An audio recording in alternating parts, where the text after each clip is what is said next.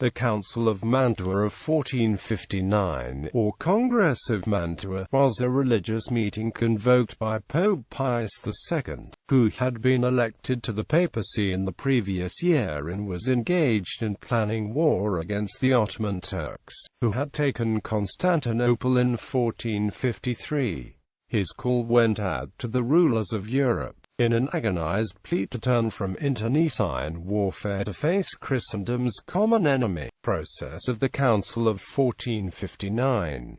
Pius entered Mantua on the 27th of May. His long progress to the place of assembly resembled a triumphal procession. He opened the council on the 1st of June and waited in Mantua as the guest of Ludovico III Gonzaga until September from the various representatives to assemble. On the 26th of September he called for a new crusade against the Ottomans. The refugee Cardinal Bessarion and Cardinal Wanda Torquemada were in attendance. The Duke of Burgundy was represented at the council by the Duke of Cleves, who brought in his train the young Burgundian cleric Ferry de Cluny. The humanist Isotino Guerrilli wrote and dispatched to Pope Pius an oration favoring a crusade. The painter Mantegna had been invited to Mantua by Ludovico in 1457, although remaining in Padua. He painted the Agony in the garden that is in the National Gallery, London. Ford's Podesta, in Mantegna's picture, the disciples sleep in Gethsemane, while Jerusalem is envisaged as Constantinople, with the rising crescent moon signifying its capture by the Turk.